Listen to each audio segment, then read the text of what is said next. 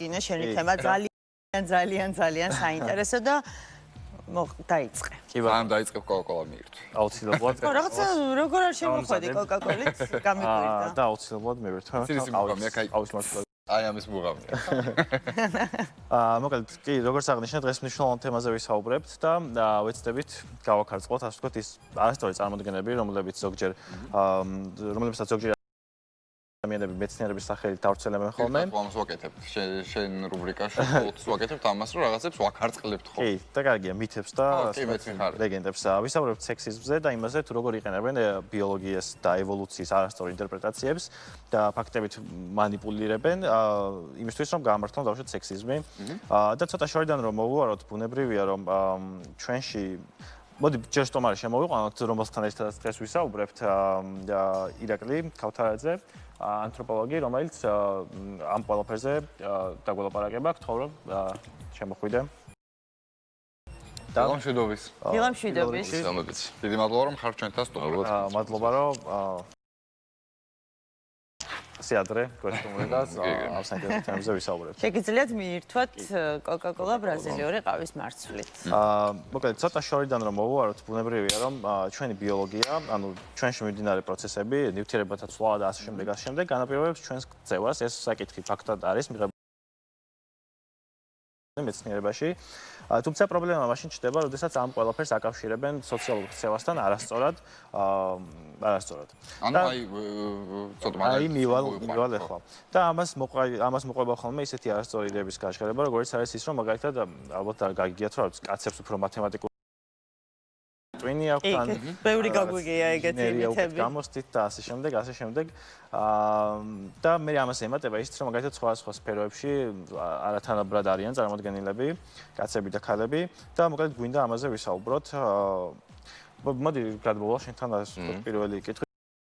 მე ვიცით, რომ როგორც წეგანობა აღნიშნე, უკვე მრავალ სფეროში კაცებისა და ქალების გადანაწილება არის ძალიან არათანაბარი. აი ამ კონტექსტის ფონზე რო გვითხრა ის სოციოლოგიასა და ბიოლოგიას შორის არსებულ კავშირზე და აი ეს შესავალი რო გავაკეთოთ ამაზე. კი ბატონო, ხო ჯერ ვახსენოთ ის რომ განსხვავება როგორც ჩვენ ვთქვით, განსხვავება არის გენდერის მიხედვით პროფესიებში როგორ არის გადანაწილებული და ამ განსხვავებას ხედავთ, რომ ესეთი განსხვავება არის, სადაც არის ისეთი პროფესიები, რომელიც მოითხოვს რაღაც სისტემურ ანალიზს და ასე შემდეგ, არის ძირითადად არიან კაცები წარმოდგენილი და ისეთი პროფესიები, რომელიც ეხება უფრო ადამიანურ ურთიერთობას, ემპათიას, ესეთი რაღაცა უფრო ემპათიაზე ორიენტირებულ საქმიანობას არის ძირითადად წარმოდგენილი ქალების მიერ. ქალები არიან ძირითადად აქ დასაქმებული. ისიც ვახსენოთ, რომ ანაზღაურება უფრო მეტი არის იმ სფეროში, სადაც კაცები არიან, ვიდრე იქ, სადაც ქალები არიან. აი ცოტა რეალურად ახლა თქვენაც ახსენეთ სტერეოტიპები არსებობს და ეს კაცის ტვინა ქალის ტვინა და ასე შემდეგ. რაღაც გაგებით, ანუ ეს კვლევები, რომელიც არის ევოლუციური ფსიქოლოგიაში, მაგას ემხრობა, ოღონდ არის ორი პროცესი. ახლა მაგაზე ვლაპარაკობთ, რაღაც მითები არსებობს საზოგადოებაში. ცხადია, მაგას იყენებენ ხოლმე, იმიტომ რომ ეს მითები არის წამოსული არა მეცნიერებიდან, არამედ ყოველდღიური დაკვირვებიდან და იმ იდეოლოგიებიდან, რომელიც არის გავრცელებული იმ სისტემაში, რომელშიც ადამიანები ცხოვრობენ. ანუ ამას შეგვიძლია ვთქვათ, რომ ეს არის სტატისტიკა, რაღაც მხრივ თუ არა? ეს სტატისტიკა, რომელიც კვლევაში გამოყენებულია. რასაც კვლევის შედეგები გვეუბნება და თეორიები რაღაც ინფორმაციას გვაწვდის. თუმცა აქ არის ძალიან შერეული სურათი და რაღაც სწორხაზოვანი რაღაც პასუხები არ გვაქვს ცხადია.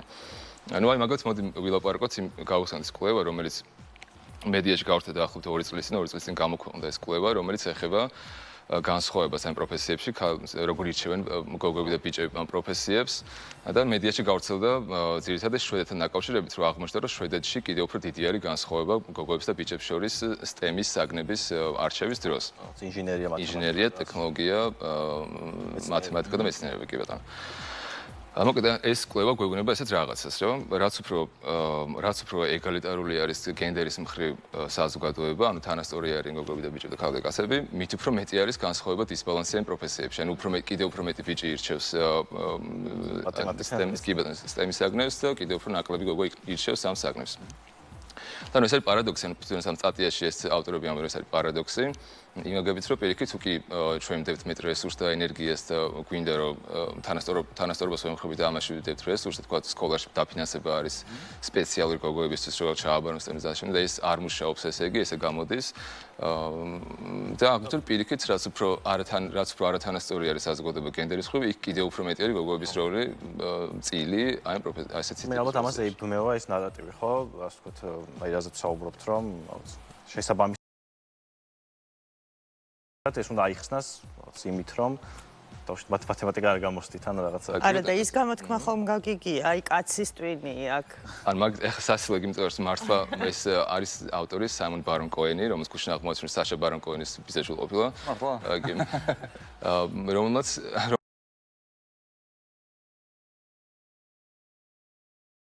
ასე იყენებს მაგ ტერმინებს კაცის ტვინი გადაღწევ მეტაფორულად ცხადი არ პირდაპირ მნიშვნელობით. კარგი იუმორი აქვს როგორც თავის ბიძაშვილს. ფალეგეს არ, მაგრამ ანუ იდეა რა არის, მოდი თუ კი ახსნაზე ვლაპარაკობთ, ახლა რატო ხდება ესე?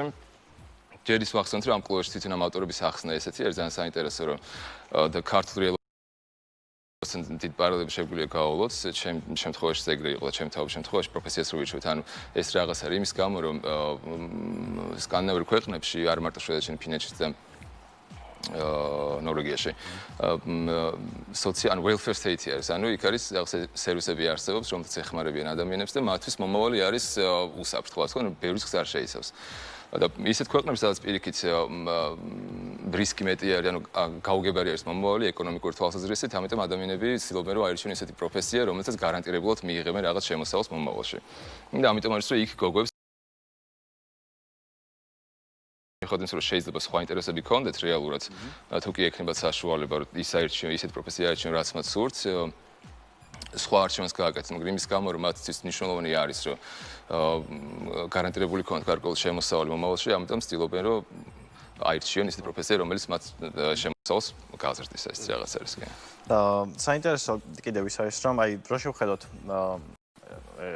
ამ დებატები იმაზე მუდმივად არის რა არის ასე ვთქვათ ბიოლოგია და კულტურა ესენი ერთმანეთს როგორ ერწყმის და აი ამაზე შეგიძლია გითხრა. კი ბატონო, ანუ ძირითადად არის ხოლმე არ მარტო ქეზობრივ განსხვავებაზე ნებისმიერ საკითხს ადამიანის და ფსიქოლოგიის ადამიანის ქცევას ეხება არის ხოლმე ორი მიდგომა. ანუ ერთი მიდგომა არის ეს სოციალური კონსტრუქცია რასაც ხო გეტყვით ნიშნავს და მეორე არის ხოლმე ბიოლოგიური ძირითადად ევოლუციური ახსნები. ანუ ერთი ნიშნავს რომ საზოგადოება და კულტურა ახდენს ადამიანში რაღაცების ჩამოყალიბებას და რასაც დღეს ხედავთ ეს არის ჩვენი კულტურის და რაღაც იდეოლოგიების შედეგი რომელიც ჩვენ საზოგადოებაში გავრცელებული და ეს ევოლუციური ახსნები არის ხოლმე ძირითადად ის რომ ადამიანმა ჩვენს წინაპარმა გაიარა ევოლუცია, ევოლუციის შედეგად ჩამოყალიბდა ჩვენში გარკვეული ფსიქოლოგიური მექანიზმები, რომელსაც ბიოლოგიური საფუძველი გააჩნია და აი დღეს რო ხედავთ რაღაც განსხვავებებს ადამიანებს შორის, ეს განსხვავებები არის წამოსული ბიოლოგიური საწყისებიდან ეს ადაპტაციური იყო თავის დროზე. შეიძლება ეხა არ მაგრამ თავის დროზე ეს რაღაც იყო. ყველაზე ორი ძირითადი ახსნა არის ხოლმე სოციალური კონსტრუქციონის მიდგომაში, ანუ სოციალური კონსტრუქციონის ნიშნავს რაც ეგან ვახსენე რომ საზოგადოება და კულტურა ქმნის აი რაღაცებს, რაც დღეს ხედავთ. ერთი არის ეს გენდერული სქემა და ეძახიან ხოლმე ფსიქოლოგიაში, რაც ნიშნავს რომ ბავშვები იღებენ აი სქემას გენდერულს, ან როგორი არის ქალის და კაცის როლი საზოგადოებაში და უბრალოდ ითვისებენ ამას ინტერნალიზება ხდება და მე რა ისე იქცევიან. და არის მეორე ყველაზე პოპულარული მე მგონი ფსიქოლოგიაში არის სტერეოტიპის საფრთხე, ესეთი თეორია, რომელიც გულისხმობს რომ რამხან არსებობს სტერეოტიპები საზოგადოებაში, თქვა სიტყვაზე ქალების წინააღმდეგ, მათ არ შეუძლიათ კარგად შეასრულონ მათემატიკური ამოცანები სიტყვაზე, ამის გამო ეს იწვევს მათში რაღაც შეფერხებას და ამიტომ არ შეუძლიათ შეუძლიათ რომ მაღალი ხო ანუ ეს სტერეოტიპი არსებობს და ამიტომ აღარ ეს ახსნა არის კი ბატონო ამიტომ ვერ იღებენ მაგალითად მაღალ ქულებს თუმცა ეს არ არის რეალობა ეს აღარ არის იყო ეს განსხვავება მაგრამ დღეს უკვე შემცირდა და აღარ არის პრინციპში უბრალოდ მინდა მაინც ვახსენო რომ ამასთან ერთად იქნება ხოლმე შეხება ფსიქოლოგიაში აღმოჩნდეს პრაიმინგი ქვია ამას რომ წინასწარ რაღაც სტიმულს აძლევა ადამიანს და მერე ზომავ იმასთან დაკავშირებული რაღაც როგორი იქნება.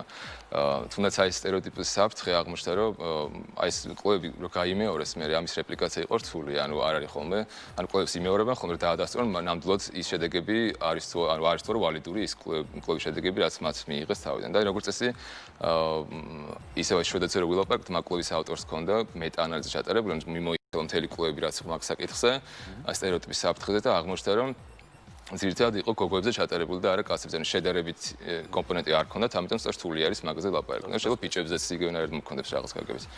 ამაზე გამახსენდა რომ ერთი საინტერესო კვლევა იყო მაგალითად გოგოები თამაშობდნენ ჭადრაკს და თუ იცოდნენ მათ რომ ეთამაშებოდნენ კაცს უფრო ცუდ შედეგებს აჩვენებდნენ ვიდრე დაუშვათ იმ შემთხვევაში როცა არ იცოდნენ ოპონენტი კაცი იყო თუ ქალი და ან თუ ქალი იყო თანაბრად თამაშობდნენ და სიამდვილეში როდესაც არ იცოდნენ ანუ ის ფაქტი მხოლოდ რომ ითამაშებიან დაუშვათ კაცს ეს ახდენდა მათზე გავლენ და უფრო ასე ვთქვათ ცუდ შედეგებს აჩვენებდნენ თამაშისას. ხო, თუმცა ჭადრაკში მაინც არის შერეული ჩვენთან პირიქით არ მეგონა. ნუ ხო ჩვენთან ხო ზუსტად ეგ მინდოდა მეთქვა ჩვენთან უფრო მეტია ხალი მოჭადრაკესთან ესეთი რომლებიც მსოფლიოში ცნობილები არიან ვიდრე კაცები. მსოფლიო ჩემპიონი. ხო. აი ეს როგორ რაღაც არის განსხვავება არის ხოლმე. კი, ნამდვილად. ჩვენ განსხვავება არის ხოლმე აი რას მომწონს ექსპერიმენტში და თქვა რეალობაში რას გქონდა მაგალითად მეცნიერებაში და მათემატიკაში ქულები გოგოების და ბიჭების აღარ არის განსხვავებული ბოლო პერიოდში შემცირდა ეს ჩვენს ქვეყანაში თუ ზოგადად გლობალურად მანამდე იყო ეს განსხვავება ბიჭებს რომ აღარ ქონდათ მაგრამ მაგალითად ექსპერიმენტებში იყენებენ მათემატიკის ერთ კომპონენტს რომელშიც განსხვავებას ვხედავთ ეს არის სივრცითი კომპონენტი როცა მაგალითად უნარებშიც ქონდა ხოლმე ეს აღარ საერთოდ არა ან გაზონ ფიგურას და გეუბნები რომ შეაბრუნე 90 გრადუსით და შემდეგ წარმოიდგინე რომ შეაბრუნე მას როგორ პოზიციაში იქნება და უნდა გასცეს სწორი პასუხი როგორც აღმოჩნდა ბიჭებს უფრო მაღალი შედეგები აქვს ამ შემთხვევაში შნეცკი თუ კი მათი საშუალო აი რა არის მაგის მიზეზი კონკრეტულად მაგის მიზეზი. კი ბატონო, მაშინ ახლა ახსნაზე რო გადავით, ანუ თქვა ევოლუციური ახსნები, აი სტატიაშიც არის საუბარი. ეს რაღაცა თქვა რახან არსებობდა ევოლუციის განმავლობაში სქესობრივი განსხვავება. ხო. ბოდიში? არა, გაგზავნე. გენდერული განსხვავება რახან არსებობდა, რომ კაცების შემთხვევაში იქნებოდა ალბათ უფრო ნადირობა და ქალების შემთხვევაში იქნებოდა შემგროვებლობა. ამიტომ ესეთი ტიპის უკვე სტრატეგია მოითხოვს განსხვავებულ უნარებს. და როცა ევოლუციაზე საუბარი იგულისხმება, რომ ბიოლოგიურად ხდება ამ უნარების ჩამოყალიბება და ამიტომ საბოლოო ჯამში ვიღებთ ესეთ განსხვავებას. ახლა როდესაც უბრალოდ როცა ლაპარაკობენ ხოლმე ჩვენ წინაპრებზე და საიდან ვიცეს ინფორმაცია ძირითადად იღებენ ხოლმე თანამედროვე სამყაროში არსებულ მონადირე შემგროვებულ ესეთი ცხოვრება ადამიანებს რაოდენობას უფრო და უფრო მცირდება და უფრო განსხვავებული ერთ იდეაში არ შეიძლება მათ გამოყენება რაღაც მიმანიშნებელს გაძლევს. და რომ მაშინ ეს განსხვავება არის უნივერსალური ყველგან ესეთ ტიპის საზოგადოებაში, ვიცი რომ კაცები ნადირობენ, ქალები შემგროვებლები არიან, იმის გამო რომ მათ ბავშვი ყავთ, ან ორსულად არიან როგორც წესი, უმეტეს შემთხვევაში, ამიტომ მათთვის ნადირობა უფრო ნაკლები ესე. და მაგალითად აი სიტყვაზე თუ კი ნადირობა არის კაცის საქმიანობა მთელი ევოლუციის განმავლობაში, იარაღის დამზადებაც არის მისი საქმიანობა. იარაღის დამზადება მოითხოვს აი სივრცით უნარებს, მაგალითად ქვის იარაღს რო ვაკეთებთ, ან გააჩნია რა ტიპის ქვის იარაღი არის მოითხოვს გააზრებას აქ რო დაარტყავ როგორი შედეგს მიიღებ და გაითვალისწინო წინასწარ საბოლოო შედეგი როგორი გექნება. ამიტომ ამ ობიექტის წარმოდგენა მნიშვნელოვანია ასევე ნადირობის დროს ეგ არგუმენტის მომისმენია რომ ნადირობის დროს როცა გადაადგილდება ეს მსხვერპლი უნდა გათვალო რაღაც შემთხვევაში სად იქნება რომ მე შენ იერახს და შემდეგ დაიჭრა და ყველაფერი. ანუ მაგალითად ფსიქოლოგიაში ასევე ვიცით რომ ქალებს აქვს უფრო უკეთესი პოზიციის მეხსიერება, ანუ რა ადგილას სადაც ახლა ყოველდღიურ ცხოვრებიდან გაგახსენეთ რაღაცებს მე მახსენდება ყოველ შემთხვევაში. და ანუ ქალებს ეს უკეთესი აქვს და ევოლუციური ახსნა ეგეთი არის რომ იმის გამო რომ ქალები ეძებენ საკვებს რომელიც სადღაც მდებარეობს გარემოში აი ამის გამო შეიძლება იყოს ესეთი განსხვავება ქალებს და კაცებს შორის. ეს რა თქმა უნდა არის ძალიან სპეკულაცია არის, მაგრამ გარკვეულ ლოგიკური ახსნა და გარკვეულ კვლევებიც ამას მხარს უჭერს. ნუ თეორიულად შესაძლებელია რომ ასე იყოს. ხო? და არ მარტო შესაძლებელი ლოგიკური არის მაგალითად მაგდომას შესაძლებელი. მაგრამ ნახეთ როგორ რაღაც არის გარდა ამ ევოლუციური ახსნების არის გვაქვს კვლევები რომელიც პირდაპირ კავშირს აჩვენს ბიოლოგიას და რაღაც ქცევას შორის მაგალითად ხო ქცევით გენეტიკა ქვია ამას და ცალკე დარგი რომ მაგას სწავლობს. ნუ მაგალითად ვიცით რომ სიტყვაზე მოკლედ ეს რაღაც არის მულსატყოფნის პერიოდში ტესტოსტერონის გავლენა ახდენს მერე საბოლოო ჯამში როგორც აღმოჩნდა როგორც გავიგეთ კვლევებით დიდი გავლენა აქვს მერე საბოლოო ჯამში ორიენტაციაზე რაღაც გარკვეულ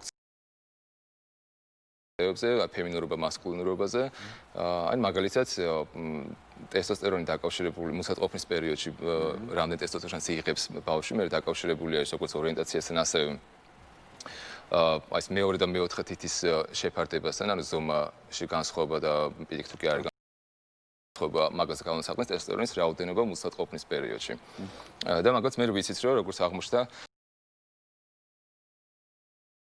თქო ქალები, რომელსაც ჯერ კავშირი ყოფილა მაგ პროფესიის არჩევას და ამ შეფარდებას შორის, თქო აღმოჩნდა მაღალი ქალები, რომელსაც ასევე დაბალი აქვთ შეფარდება, ანუ განსხვავება არის ამაშორის, ანუ ტესტოსტერონის რაოდენობა ესე იგი დიდი იყო მუსად ყოფნის პერიოდში, ირჩევენ უფრო ისეთ პროფესიებს, რომელიც ტიპიურად არის კაცების პროფესიების, მექანიკას და ინჟინერიის რაღაცებს უკავშირდება. კაცების შემთხვევაში როგორ არის დაუშვათ ეს სხვაობა? კაცების შემთხვევაში ანუ უფრო მეტი არის როგორც წესი, ეხლა შეიძლება ჩვენი შეერჩევა არ აქვს წარმატებულობის საზოგადოების, მაგრამ ანუ როგორც ეს კაცების შორის განსხვავება დიდი არის, ქალებს შორის უფრო ნაკლებია და ანუ ეგ საიხსნება ტესტოსტერონის რაოდენობით. და მე ეს პროფესიებზეც მაგიტო მიიღებ იდეაში მე განსხვავება. აი ეს ხო, დავინ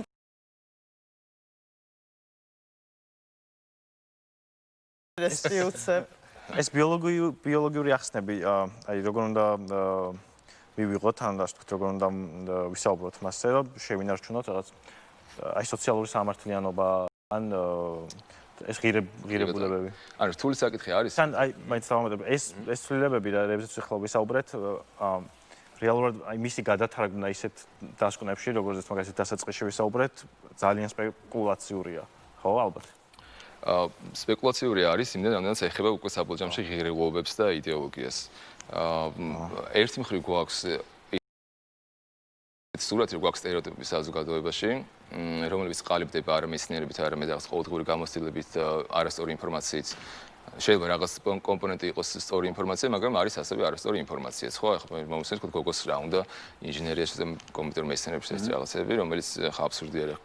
როცა ვაპარაკობთ, ხო მოდი ეგ ვახსენოთ მაშინ, როცა საუბარი არის ხოლმე ამ განსხვავებაზე, როცა კვლევებზე ვაპარაკობთ, ეს კვლევები იმიტომ არის კარგი, რომ არ გვეუბნება რაღაც არ გვიყოფს ადამიანებს რაღაც მცირე კატეგორიებად, ხო? როცა ვაპარაკობთ სიტყვაზე, თუ კი ვამბობთ, რომ აღმოჩნდება, რომ კაცები ირჩევენ რაღაც პროფესიას და ქალები რაღაც პროფესიას, ნიშნავს, რომ ეს არის საშუალო მაჩვენებელი. ანუ მათ შორის გარკვეული საშუალო განსხვავებები არის, მაგრამ ვარიაცია არის თითოეულ ჯგუფში, ანუ არიან განსხვავებული ადამიანები, არიან ბევრი გოგოები, რომელიც აი შვედეთშიც ესე აღმოჩნდა, ამ კვლევაში ესე აღმოჩნდა, რომ არის ბევრი გოგო, რომელსაც მეცნიერება აინტერესებს და უნარები აქვს ესეთი, მაგრამ მის შესაძლოა სხვა პროფესიას. მაგრამ მათ რიცხვი საკმაოდ დიდი იყო, 24%-ით რაღაცა ხობით ესეთი იყო.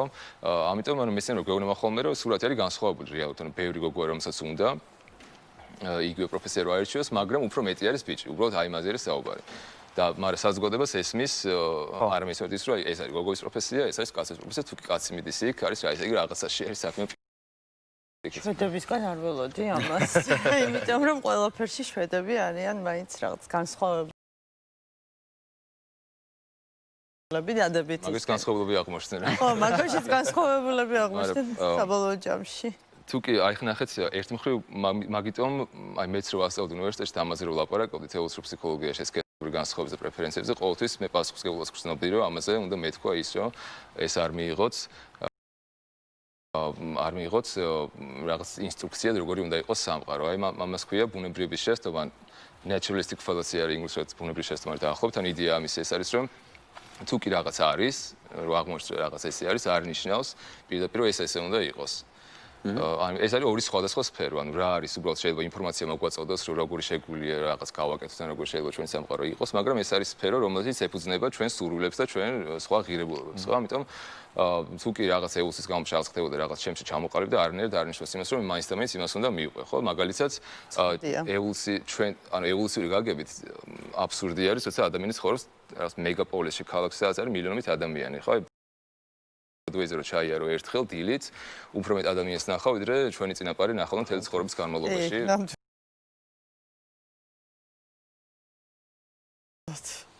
ძალიან ბევრი რაღაცა, რასაც ჩვენ ვაფასებთ და ჩვენც ღირებული არის, მაგრამ არ ეთანხმება იმ ევოლუციურ წინაპირობებს, რომელთაც ჩვენ მოვდივართ, ხო, მეგობრების რაოდენობას და ეს დამბარის კვლევა არის, რომელიც მაგასთან რომ ჩვენი გონება არის მორგებული იმ პრეისტორიულ გარემოზე და დღევანდელი გარემოდან განსხვავებული არის და მე ეს გაზრდა თქვა მეგობრების რაოდენობაში განსხვავებას და რაღაც ისეთები. ხო.